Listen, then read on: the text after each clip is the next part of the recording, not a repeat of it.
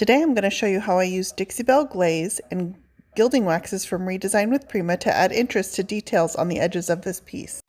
Our materials list for this project include Dixie Belle glaze, an artist's brush, baby wipes, and a rag. I chose to tint my Dixie Belle glaze a little bit darker with some coffee bean paint just added into my glaze.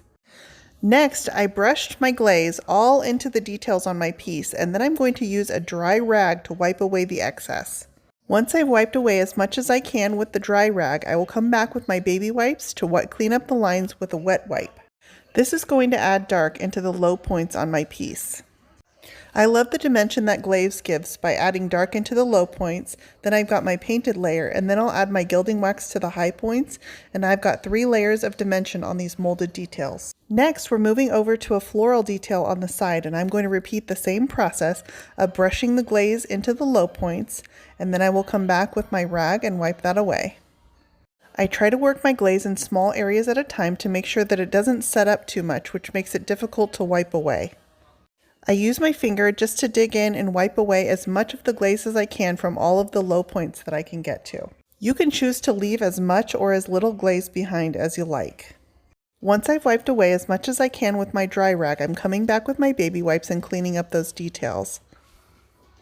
For this look, I'm wiping away as much as possible just to get nice, clean, crisp lines just in the very lowest points of my moldings. The next step is my gilding waxes. I'm going to start with some decor wax from Redesign with Prima, and the color is Eternal. I'm just applying this lightly with the tip of my finger, just using a feathering motion to catch the very highest points of my moldings. This light motion just colors the tips of the molding and still leaves a lot of contrast with my glaze and my paint. Then we're going to head onto the corner, and I'm going to use the same decor wax and just hit those high points again on the edges of my leaf details. I chose gold on this piece because it's going to tie in with the hardware and the other details on it very nicely. For the next step, I chose to add some red detail to the flowers on this piece using Art Alchemy wax, and the color is Fire Ruby.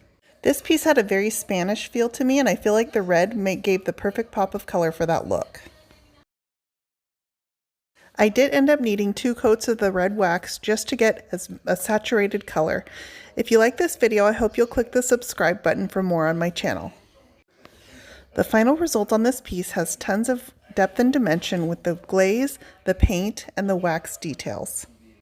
You can find more from Brush by Brandy on Facebook, Instagram, Pinterest, and YouTube.